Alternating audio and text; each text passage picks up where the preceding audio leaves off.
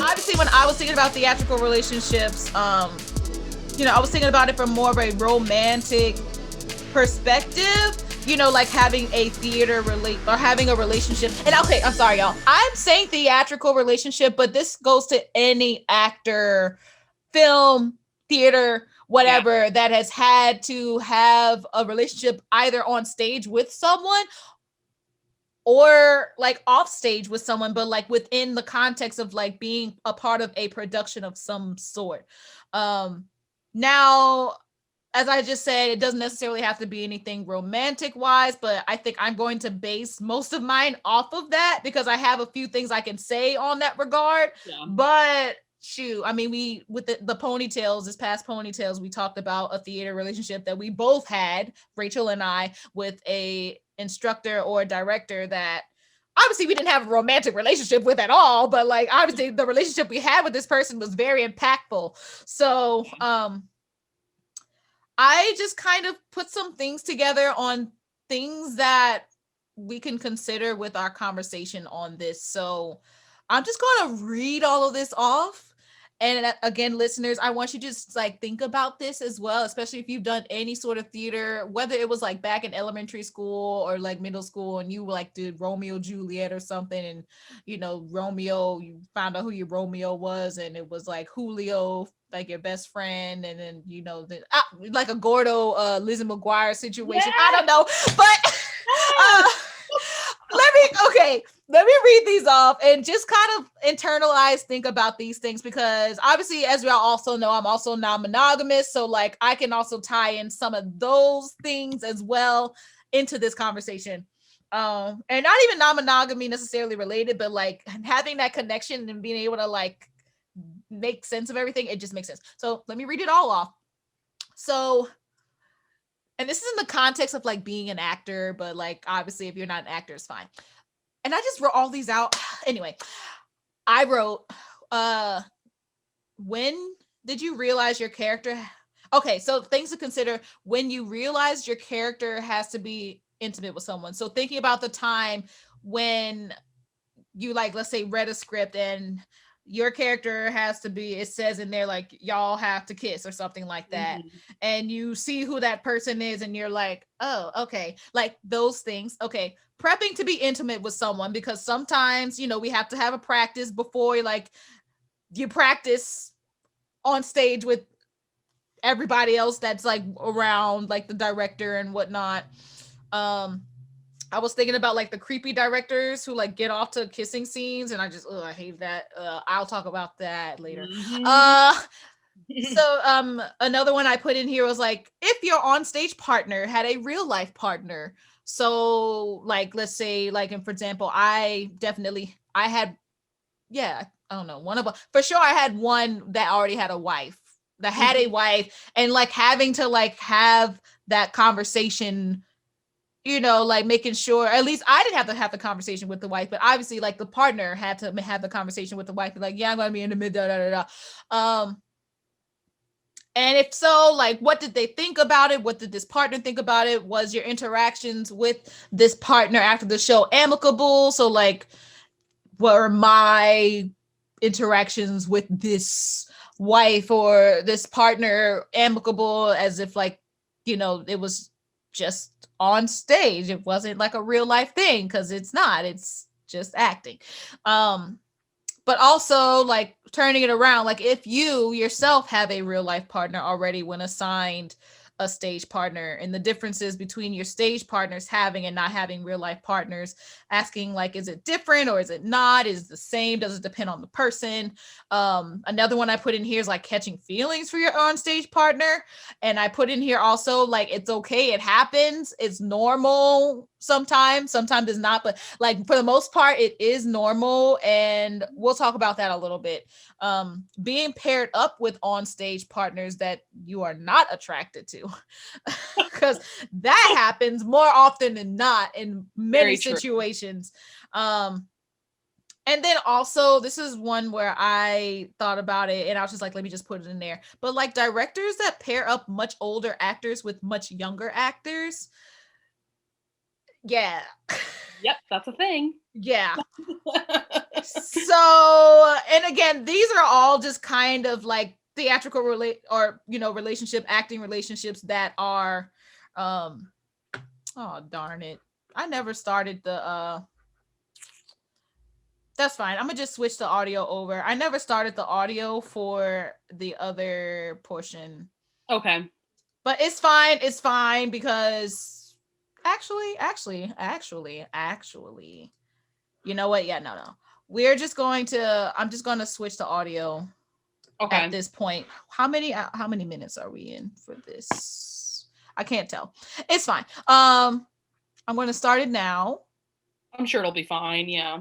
Yeah, cuz the audio isn't really that much different. But I Right. will have to just splice it together.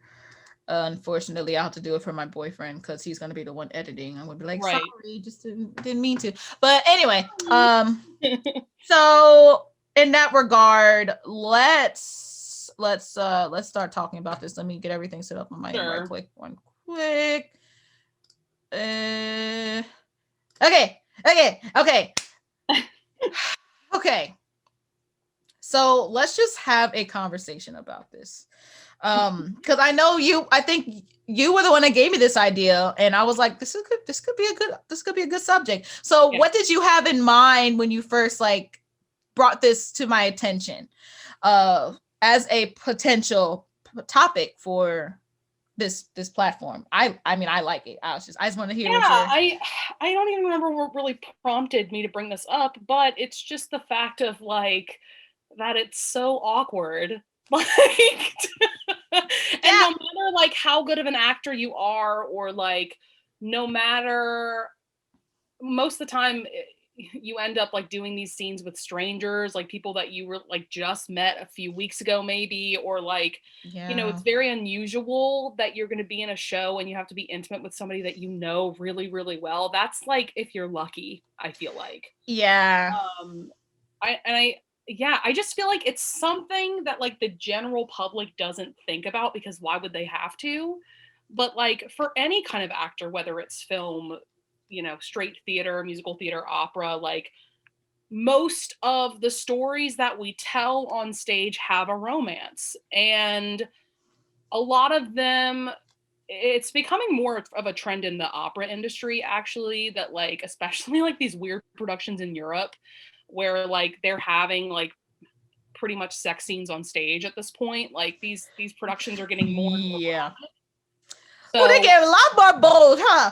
Ooh, girl, it's bold. What crazy. was that gargle I just happened? I'm like, bold. Anyway, yeah. It's pretty nuts for sure. Like seeing some of like these like really modern productions of, because that's the thing with like opera is that like a lot of directors are like, how can we make this modern and how can we make this exciting for today's audience, an opera that we're performing that was written 300 years ago, right? So Sex yeah, sells. that's exactly it. So They're uh, like, oh, there's like opera porn. Yeah, sign me up. exactly. And I will say, I think this came from the straight theater industry, but what I'm seeing is that more and more professional opera companies are having intimacy directors come in. Yes. Just like you would have with a fight choreographer, you are having a specific person dedicated to choreographing the intimate scenes. And I think it's very important. I love to see it. I have not worked with one yet, Yeah, but I love to see it becoming more and more widespread because I think it's equally, if not more important than having a fight choreographer. I So, agree. that's mainly why I brought up this topic, is that there's just a lot to talk about, right? So, So yeah, sorry. I just realized I don't know what the requirements are for an intimacy director, but I would love that as a job title. right? I could totally do that. I That could would I feel totally like, do that. yeah, I feel like you could actually. Like I wonder what the requirements would be. I yeah, gotta search this I up. do feel like because it is a new profession, I'm sure these are directors that maybe over the years have seen the need for a specific job, you know, Yeah. and maybe they've it probably just started with like one company that Yeah. saw a need for it, and so they went to someone that they highly respect as just a general director who maybe they've seen do a really great job with choreographing the intimate scenes. Yeah. Um, so I think that that's such a fascinating career choice. I would be really interested to speak with an intimacy director, because I've, like I said, I've never personally worked with one, but I know that it's becoming a more widespread thing, and I just love to see it. Yeah. And I mean, just kind of going a little off topic, but like even when it comes to like if they're doing like a show that has a lot to do with like even just like racial relations, like they definitely Yes, sometimes bring in people that are well versed in that to like, oversee those spaces during those absolutely. moments where like you gotta say the n-word on stage or something, or something that's triggering, stuff that is Yes. triggering. Yeah. Not every actor, I mean, like, and we're going back to intimacy now, but like actors, some actors were freaking harassed and abused as children, and them having to do an intimacy anything on stage might be triggering for them. So like Of these are things we course. have to consider before. I mean, yes, the actor has to consider it too, but like I think that directors, producers, and just anyone within that space, they need to take heed and like remember these things, think about these things, because yeah, you're trying to make it look good to the audience, but like also take care of your actors and make sure that they're okay to do it, because it will show if things are not aligned the way that they should be. um Yeah, and I think that plays into the whole thing of like there's this weird like belief and stigma that actors are replaceable, and that if mhm. you are an actor, you're putting yourself out there, therefore you're consenting to doing whatever needs to be done, which is not the case at No, no, all. no, Like nah. no, and I do think that things like the Me Too movement have helped with that, because I have noticed in very recent shows that I've done, the director has made a point to like talk to the two people that are involved in the scene and like have an open conversation of like, what are you okay with, like would you be okay if we did this, if not let's change it, like things like that. But before things like the Me Too movement, I do feel like directors assumed, and it was just like, okay, and now you're gonna kiss, and like now you're gonna do this, and it's like, oh, okay, like Yeah. so Oh man. So I'm not sure if you have any experiences with having like an actual intimate partner on stage that you either, well, I guess I should ask, have you, and if so, how was the experience, and if did you learn anything from it, or was it just like oh, okay, yeah, cool, all right, and next. so I've done a few shows where I've had to kiss Mm-hmm. someone on stage. Um, and like, I'm just going to put this out there. In my real life, I have very little romantic experience. So That's any, okay. yeah, at this point in my life, I've totally accepted it. Like, obviously, when I was younger, like, I was like, ooh, Yeah. but like now that I'm like in my late 20s, it's like, okay, like, girl, it's fine. Like, Yeah. but It when really ain't. It's not that big of a deal at all. it's really not. And so, but when I was doing these shows, like I remember, I want to say my first show that I had to kiss somebody, I think I was in college, and these two experiences were pretty close together actually. One of them was like a summer program, one of them was at LSU where I went for my undergrad. Uh huh. And I can still, and even to this day, if I have to be romantically paired up with somebody, I get so nervous. Oh yeah. It is an anxiety inducing thing. And Show that's is. because I have very little real life experience with it. So like if you don't know what you're doing, you're gonna be nervous. Like, you Yes. know? But Yeah. it's that assumption of like a director being like, okay, and now you kiss. And I'm like, how Right. You can't how's assume this that gonna everybody work? just does this on the reg, okay? Like, you've got to be cognizant of that. You can't just, I understand. I Yeah, understand. so that was definitely a very nerve-wracking thing for me. But what did give me comfort and what still gives me comfort to this day is this like the antiquated belief that like the man initiates And that's how it's Mm. been done whenever I've been in a show, is like the man that I'm on stage with has initiated the kiss. And so, okay, I don't have to Oh. worry as much because I'm not the Yeah. one going for it. They're going for it. I just have to Yeah. accept it, you know? Yes. So that's also a thing. Right. And you think about it because you're supposed to technically be in character at this point, but you as a person definitely tap in at that point. And you're like, "Oh, like everything that you just said right now, like you're remembering everything about who you are as a person, experiences that you've had or lack thereof in the past. Those things just start flooding to you as these moments, like as you prepare for these moments that happen on stage in front of a whole audience that is there watching as well. And they're just like, Well, definitely something that takes you out of the character, takes you out of the performance experience, and even even after rehearsing for a few weeks and like getting more comfortable with it, I still would get nervous for like that particular part of the show. And it's yeah, funny because most people, especially when you're singing in an opera, like you're nervous about like how is your voice going to sound? Like, am I having a right. good voice day? Am I having a bad voice day? Like whatever. On the other, meanwhile, me, I'm more worried about getting kissed. Yeah. you But know? it's because it's something that is not necessarily as normalized in your life, which is Yeah. and that's anything when you're uncomfortable with something, it's usually because it's something that you are not necessarily always receptive. What's the word? That you're not always exposed to, and that's in Yeah. anything, you know. Yeah.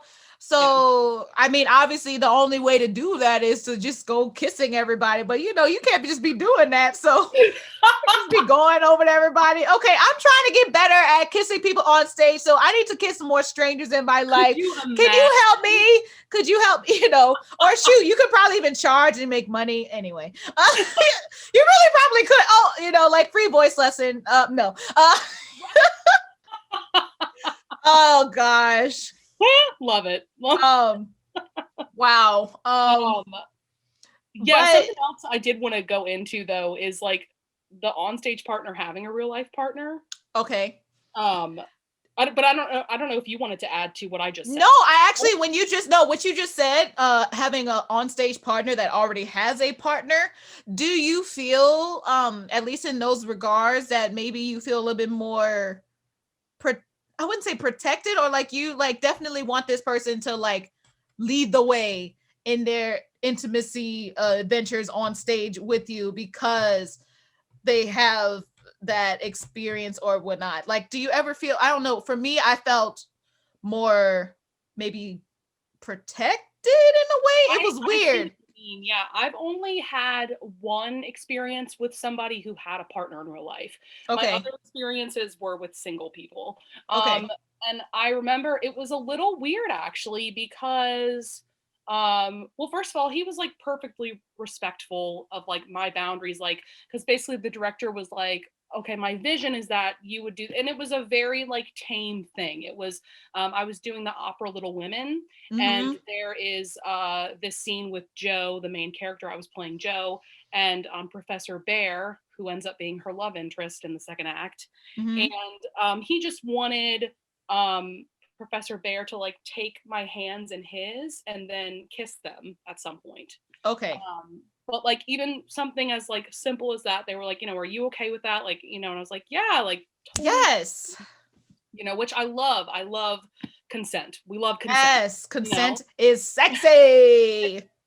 Exactly. So, but what was weird about it was that his real life partner came to our last performance Mm-hmm. and he didn't kiss my hands. It's always those last performances, and with the partners. Oh my gosh, we gotta talk about that. What It in the was so world? like he definitely like kept his distance more during this performance, and then he didn't kiss my hands, and I was just like, and I knew that his Oh, partner was there, so like when it happened, I was like, this is why, yeah. Okay, yeah. Let's talk about that. Let's girl. talk about that because obviously, like, I've had this happen too when I would do like, multiple performances where I have to be intimate with someone. When Yes. their partners are in the audience, the it shifts. The energy that I have to have with these people, it shifts, is It not is the very same. different. And I'm not here for it. And I think in this regard, it has a lot to do with the I don't even know, like, them. Obviously it's not a you thing. It's not a you thing at all. It has nothing to do with us. It has everything to do Yes. with their relationship that is now blocking the glorification of what's supposed to be happening on stage for the rest of the audience.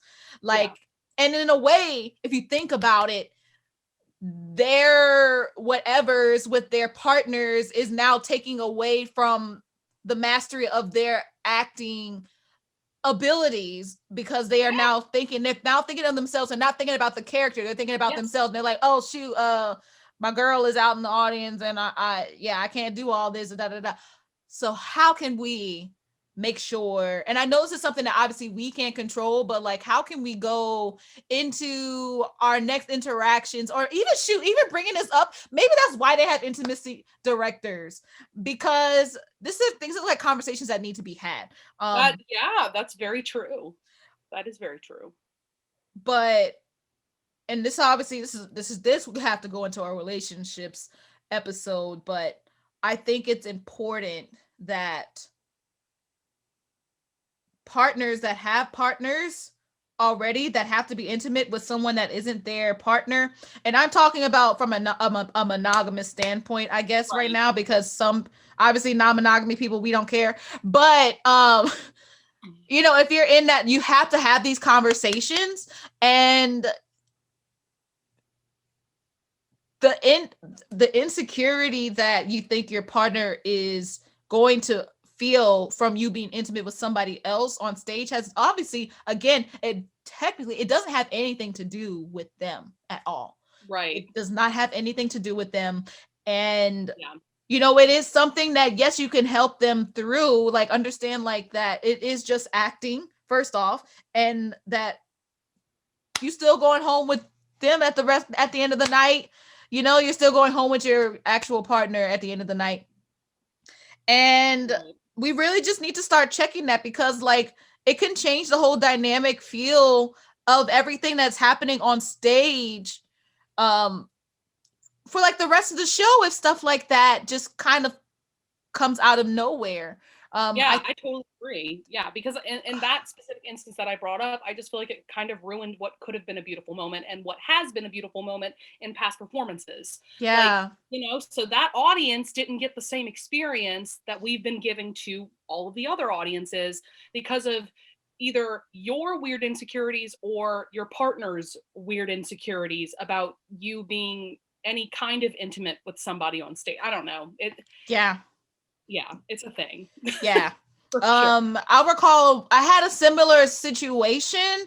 I believe this is actually what happened. This has been it's been like, I don't know, maybe 7 years at this point since this happened. Yeah. But I was in a show where I had like a husband, and we had to kiss on stage. I remember this person also already had a wife. Mhm. So, I was like, cool, fine. I already have a boyfriend. It's fine. Like, we're both whatever. And I do remember the night that his wife came to the show, the vibe changed. The intimate parts, at least. Like, they Yes. weren't nearly as, like, like, touchy feely or whatever. It wasn't, for me, it didn't feel nearly as believable. And the thing was Yeah. like, I should also mention that I didn't realize that his partner was coming to the show on this day. Um, Oh. I found out, I was just like, I Yeah. felt something, like, so we were on stage, we were doing all this stuff, and then I'm like, why does this feel weird? And then they told me, like, I think maybe like while we were both off stage during the show, like, oh, my wife's in the audience. And I was like, oh, that's why this, That okay. explains it. So Yeah. just like moments like that. And I mean, like what we were just saying before, like, and this normally happens with monogamous couples. And I haven't really done like a show as of recent where I've had to be intimate with anybody on stage, but I know that it can vary. The levels can vary Yes. depending on like who you are with at that time and just the comfortability. Shoot, I cannot wait until I'm intimate with somebody else on stage, because I think now that I'm like openly non-monogamous, I can just be so much more free about it. And I mean, the thing was like, also, I'm gonna talk about this right quick, just because I know there are people that are listening that may be doing like these love scenes of some sort, that may already have a partner. If you have to have this conversation with your partner, I would first off just upfront tell them, yo, I gotta kiss somebody on stage. I gotta make this believable. So this is something that I have to do. This is something I was assigned to do. I'm getting paid to do it. Here's the contract, like Yeah. this is what I'm doing. And I want it to be believable. Now, if you have a problem with that, we need to talk about it now. And we got to figure out what your insecurities are, because I am not about to change my performance up for the one day that you come to the performance, and I have to tone down what I actually do to, this is about my career. This is about like, Yeah. an X, Y, and Z. So like you just got to be straight up, and like hopefully the partner is like, yeah, cool, like I'm completely fine with it. Thankfully with my partner, they were like, I don't care, it is what it is, like this is Right. acting. But this is where like the conversations of that nature need to happen. And in terms of like non-monogamy, like couples in general, or just shoot, even monogamous couples, like I wish that people were just a lot more open with themselves, understanding that yes, things like this nature are going to happen. The difference is if you tell your partner about it or not. And I'm talking in context of like having to be intimate with somebody else, or like even thinking about having to be intimate. Now, sorry, I like kind of went off into a non-monogamy train. Let me trail it back and talk about there have been moments. I don't think there's ever been, thankfully, any moment where I have had to be intimate with somebody on stage and I've caught feelings for them. Have you been in that situation before? Yes. Okay, let's talk about it. um yeah, there's one experience that I can still vividly, this happened like maybe 3 years ago. It's a very Mhm. recent thing, Yeah. where I already kind of had a crush on this person before we were cast together. This was when I was in grad school. Uh-huh. And so then we were cast as husband and wife. And but in the context of the show that we were doing, I didn't think that we were going to kiss or like do any. It's one of those like more like wholesome shows where like I Yeah. thought like at most we would maybe like embrace, but like we were just supportive parents. Like that's what we were. That was the part. Yeah. And then we were staging our duet, and the director was like, I'm thinking that at the very end of the duet, um, your husband is just like so overcome with emotion that he can't help but kiss you, even though like the Oh. show was taking place during like the like very like post Civil War, like 1870s, during a time where Oh. like that was a little scandalous even for a married couple to like, Yeah. just Romanticism hadn't really like chipped in at that point, right? right. So like he wanted to spark a reaction with like our children and like all the other people on stage by like having this kiss happen as well. And it was Oh, okay. yeah, Gotcha. it was a very like sweet moment, but that very first like staging rehearsal when he told us like what he wanted and we both consented to it, but in my mind I was like, ah! Uh-huh. Yeah. Because I already like had a crush on him, and like Yeah. he's just such a That nice guy. just that just makes it even woo. All right. Yes, Yeah. exactly, Yeah. exactly. And like I was also like kind of trying to date him. Like Uh-huh. I like invited him out a couple of times, and like I mean nothing ever panned out because he actually started a relationship like shortly after with one of our other like castmates. Okay. Which like that was a bit devastating, to be quite honest. But Yeah. yeah, so like that is the one instance that I can ever recall like actually like catching feelings for somebody, but I already like kind of had feelings before. But Yeah. you are on stage with somebody like in that kind of role, like we were husband and wife, like playing a married couple, like it's so easy for the lines to get blurred between like who we are in real life and who we're playing on stage. Yes. For Especially in those contexts. Um Agreed. I I mean, this happens all over the damn freaking acting world, like from the beginning of acting till now. Like every time you have to be paired up with someone that intimately that isn't necessarily not, let's say, not good looking or something, or like Right. at least what you perceive as good looking or something, the lines can be blurred very easily. And that's where again an intimacy director probably comes in and is like, okay, this is what this is it, but Yeah. Yeah. um a lot of, like, let's say, I don't know, I can give you like on the top of my head like so many different actors. And some people actually play into that, especially like a mainstream like film, like High School Musical, Zac Efron, Vanessa Ann Hutchins. Yeah. They dated for the longest time, and everybody was happy about that because they were actually like lovers on High School Musical, stuff like Yeah. that. But like especially when you are in productions where you are with these people for such a long time, you get to know these people.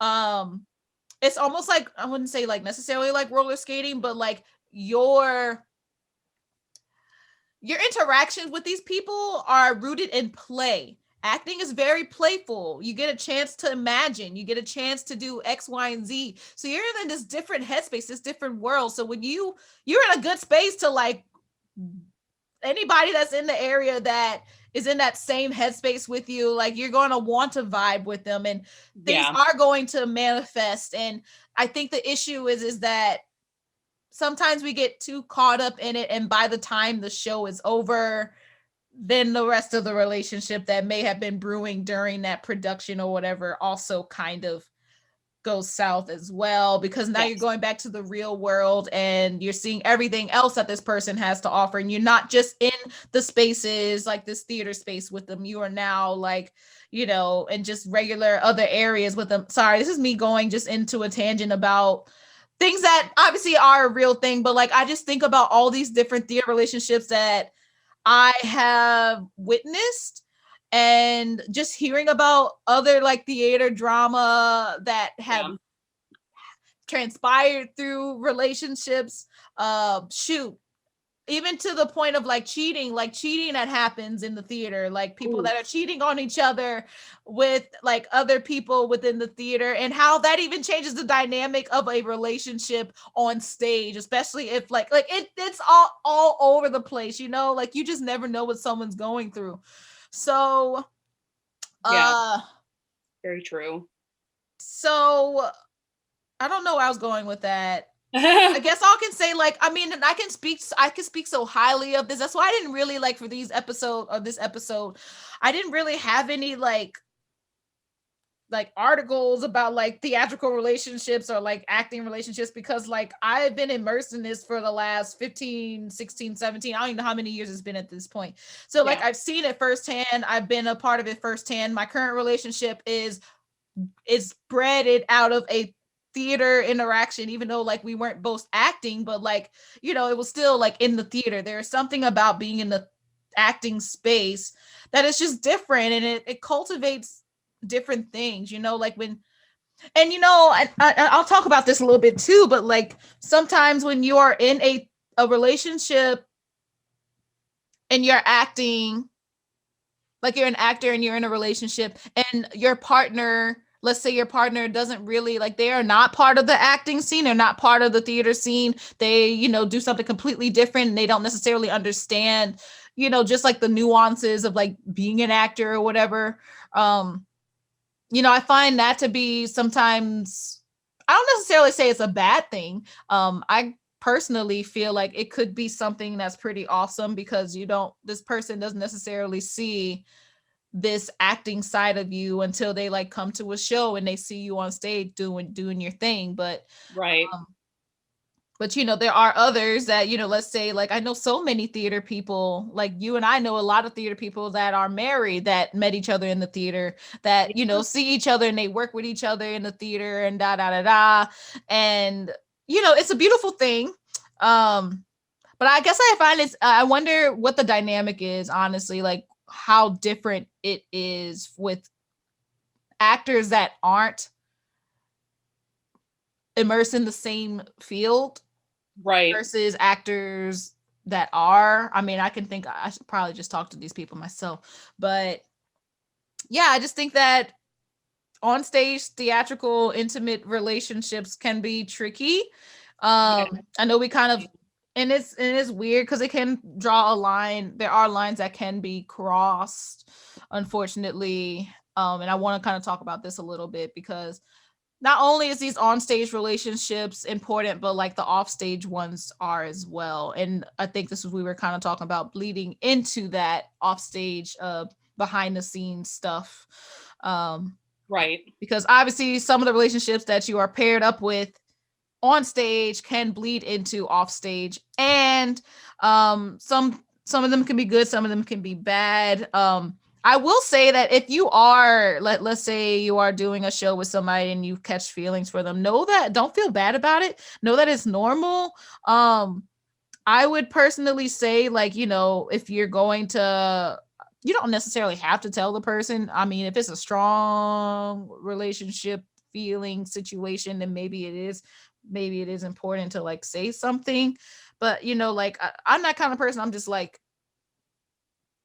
do it if you feel that it'll make you feel better. I'm one of those people where it's Right. like, I'd rather just do it to get it out the way so that I can get it out of my system and just let them know that this happened, whether or not they actually want to reciprocate it or like say, yeah, cool, awesome, but or like say anything at all, at least it's off of your system. It's out there in the world, and something can either happen from it or something can't. But the Right. thing is like, it's going to be so much easier for you not to, it'll be easier for you to feel, you're going to feel a lot better about saying something versus not saying something.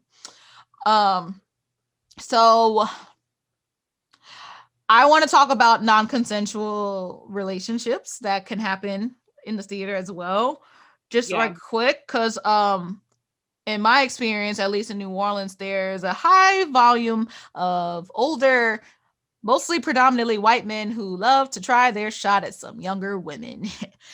There's a lot of microaggression, not always, and it's not always considered harassment because it's so like minuscule, like just a small, like even just the way they look at you, and you're just like, why are you looking at me like this? Um, Yeah. so yeah, there's normally like this fine line that's crossed. The uprising of holding people accountable in rape culture, like the Me Too movement, it's helped these instances get cracked down and taken seriously in this day and age, but it's still happening.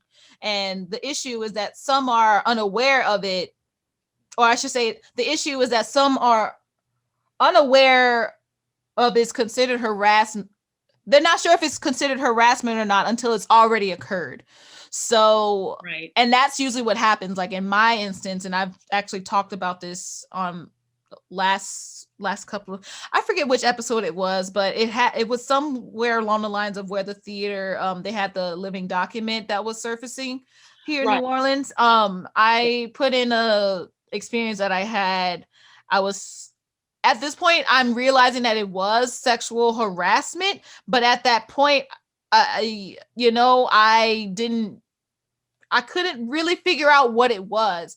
Right. And um all I can remember is that this is a theater awards that they have here in the city. It happened. I know this person was also very drunk, but they had a date to this awards show, and I did too. It was my boyfriend, but my boyfriend had left and like gone somewhere for a second and just kind of left me.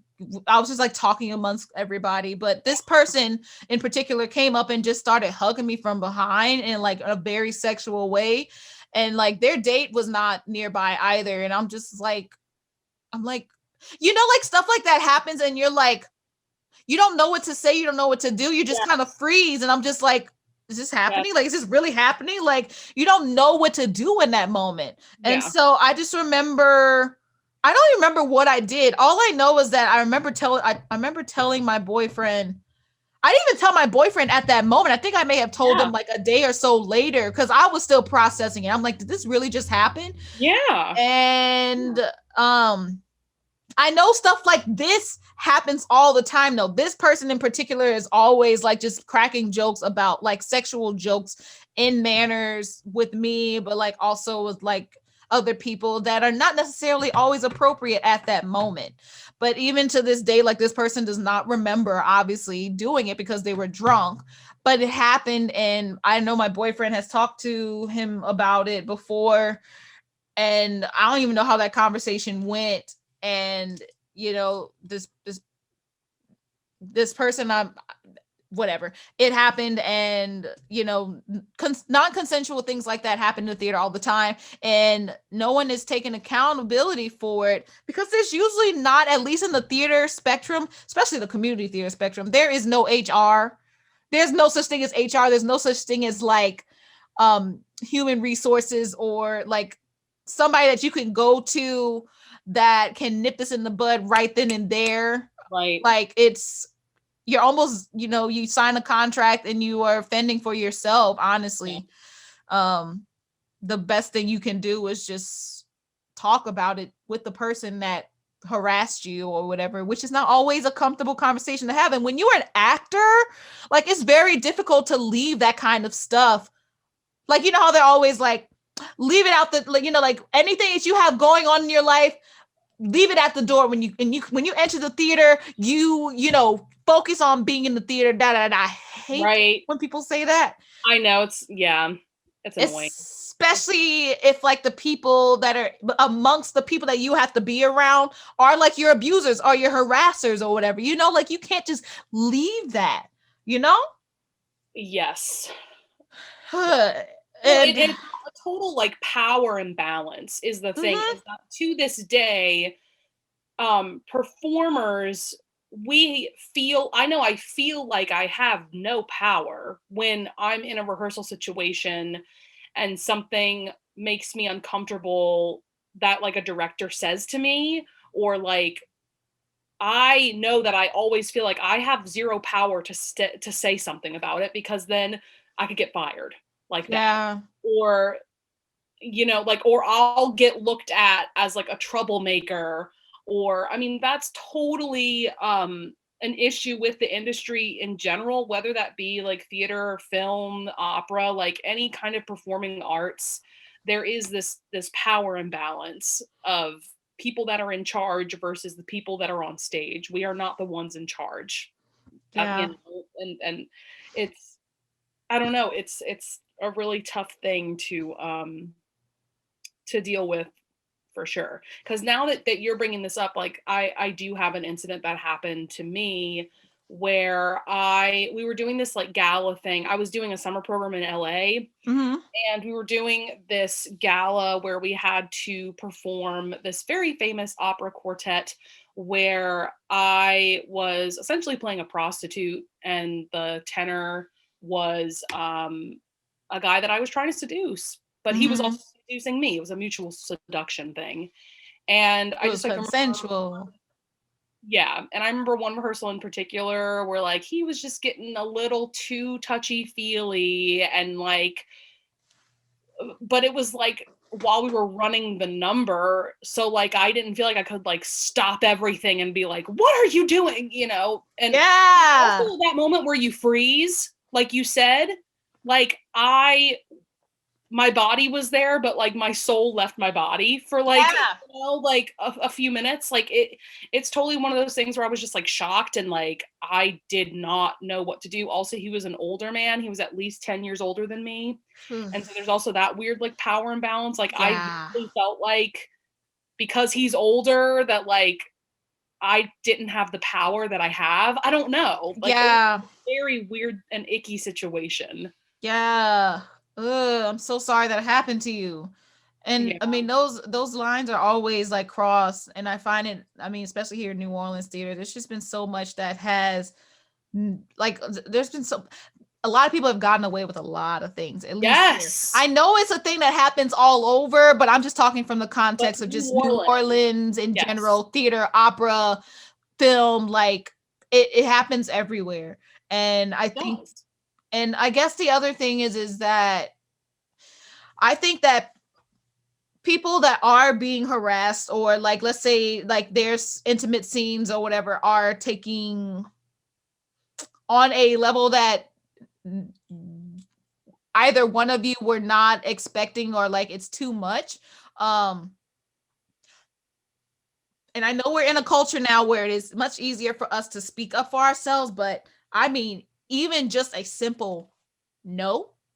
Yeah, If yeah, you can't say anything else, a no. If you could just say no, like that is enough for them at least to snap it back into reality, realize what they're doing.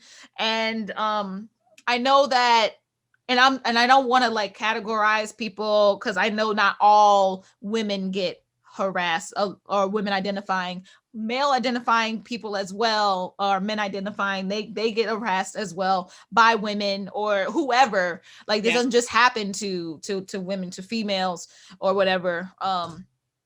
So I think that yes, people for sure need to speak up. No is a perfect way of saying that. It is one word, it is not a whole explanation.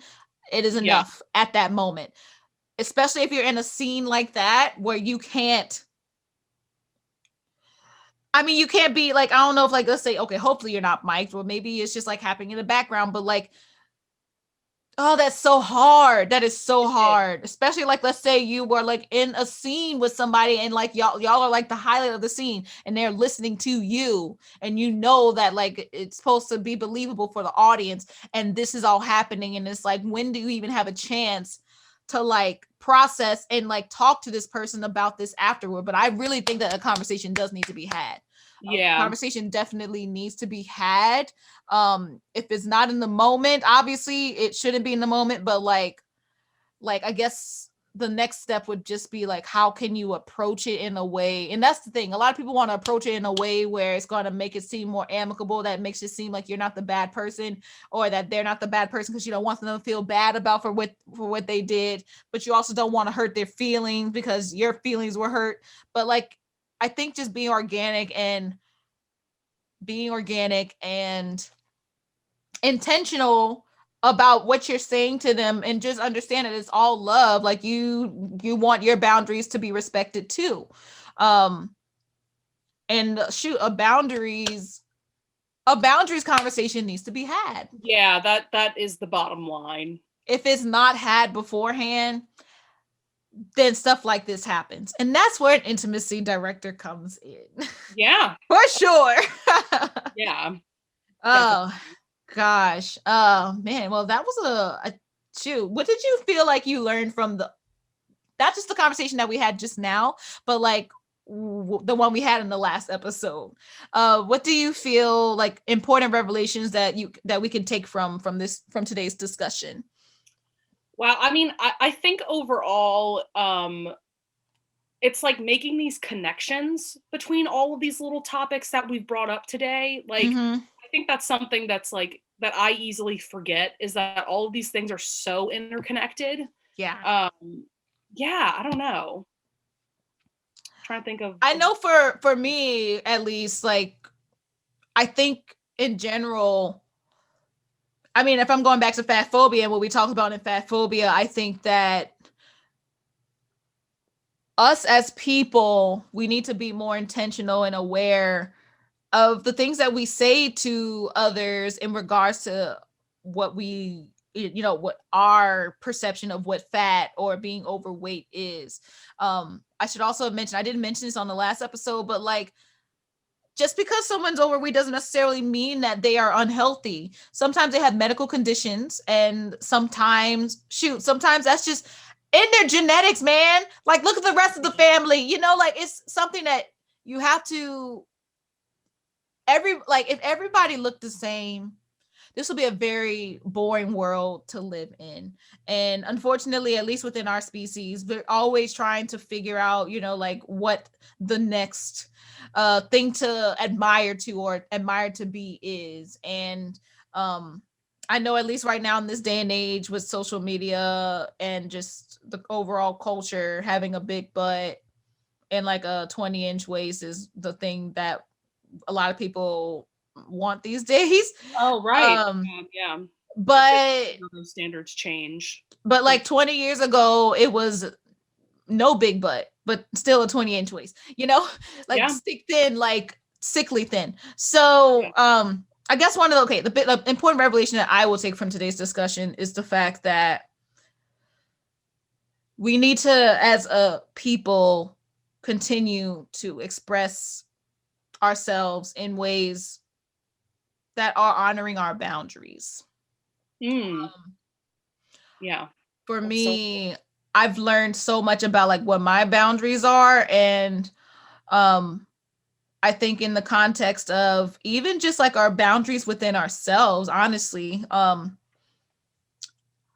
if I know something is starting to make me feel like in some sort of like putting myself in a negative space in any sort of way, whether it's my anxiety or just like my overall mood has changed because either a person has entered or like I'm watching something online and I see someone show up and like it gets me into like a negative mood, I know that those energies cannot be in my space. So I delete them. I get rid of them. I try my best to just be like, okay, I need to direct myself somewhere else so that that is not there. That has nothing to do with them. Obviously, it has everything to do with you. But I think that in the context of what we were just talking about, like once we're finally able to be back on these stages and doing our thing, I think it is important to go in with the intention of knowing what your boundaries are so that it can be something, a conversation that is had at the beginning, like maybe okay, maybe even before you sign your contract, but like that first meeting, like of like being amongst your theater players of whatever, and just making sure that they know what your boundaries are if you have boundaries, because right. otherwise they'll get crossed. That's Yeah. what I have. That's my Well, revelation. there were two things I wanted to quickly bring up. Like in terms of the fat phobia thing, something that I had forgotten to say um, was that I think, and you kind of brought this up, is that fat phobia and size discrimination is probably the most accepted type of discrimination because it will always be viewed as something that you can change about yourself. Mm. You know, I there's this view of like, well, just stop eating fast food or like just exercise, like just, you know, and like you said, it's not something that is so easily changed. Like No. if it was something that I could just snap my fingers and make happen, like yeah, I would do it. But like no, that's not how any of this works. And so yeah, I don't know. I just think it's going to be a tough road to get society to like really understand that this kind of discrimination is just as harmful as other types of discrimination, and like Yes. how can we change society, you know? Normalize what's happening now. There's a lot of people out there that are normalizing their bodies just as they are, not as their perfect whatever's, like showing them off whatever, you know. And the issue right now, and I can also talk about this too, is Instagram and their censoring of these things right now, which Oh, I don't think that they should be doing that, but obviously I'm yeah. not Instagram, but maybe there's another platform that'll be out there. I love Patreon for that. Like you can literally be yourself and do whatever you want to do on there. But I honestly like, I really hope, and I mean, we're seeing it every single day. Like there's just so many more people of different shapes and sizes, mostly like, you know, people that are considered to the average eye as more plus size, that are getting their moments, and they are getting their permanent moments in society, like, and I just want to see more of that, because if they're happy and healthy and happy, that's all that should really matter. Yeah, They should exactly. not be pressured to to look like everybody else. Like Yeah, yeah. your size is, and some, for some people, like that is what helps them, make them who they are, you know. For others it's not, and you know, some people like just they want to be smaller, some people desire to be smaller, but some people don't, and we shouldn't shame them and keep like giving them that whatever, like, yeah, sorry, yeah, I'm Yeah. just like, now I'm like, yeah, No, I but understand. I mean, it is something to be passionate about. So, yeah, you know, and it's important that we have these conversations for sure. yeah. And I'm so happy that we had this conversation because, like, now it'll be out there and people can look back on it and hopefully we'll get some cool feedback from people. Because I know Right. a lot of people have feedback on fat phobia. Theatrical romances and acting romances can be a little bit more tricky, but it, it's still True. theater Yeah. and it all is in. Shoot, we didn't even talk about, like, like being like fat phobia in terms of doing intimate relationship stuffs on, like, we even get into that, but maybe we can save that for another episode. Yeah. But what I would like is for you to give your socials so that everybody can follow you and just tell them what you're doing. If you're doing anything right now, it's okay if you're not. It's freaking the COVID. We shouldn't really be doing much right now if we can help it. Yeah, you can find me on Twitter. I'm at Rachel Sing 08, which is a nod to Miranda Sings 08. And I actually have a YouTube channel where I talk about all things related to books. I am an avid reader, so I review the books that I read. I talk about the genres that I love to read, like anything that you can think of around books is what my channel is. And so that channel is Rachel Reads and Sings. And that is linked on all of my socials. So if you find me on Twitter or Instagram, you can easily find that as well. So that's pretty much what I do on the side, other than teaching voice lessons and being an opera singer. Awesome. Do you have an Instagram that you want to uh Yeah, that's also at Rachel Sings okay, 08. Yeah, cool. yeah, it's same Twitter and Instagram handle. Awesome. Mhm. Awesome. Well, if you, my listeners, have any suggestions on future things that you'd like me to cover on the Self-Aware Millennial, please email the selfawaremillennial@gmail.com or follow and DM me on Instagram at the Self-Aware Millennial. If you would like, give Apple Podcasts algorithm some stars. If you're on Apple Podcasts, give me 5 stars. If you like the podcast, and finding funding for this podcast can be very challenging at times, but with this past pandemic, it's been easier for me to just sit down and, like, just start scrolling and seeing what I can find. But to help alleviate the funding that I have for this podcast, I have a Patreon, if you are not aware.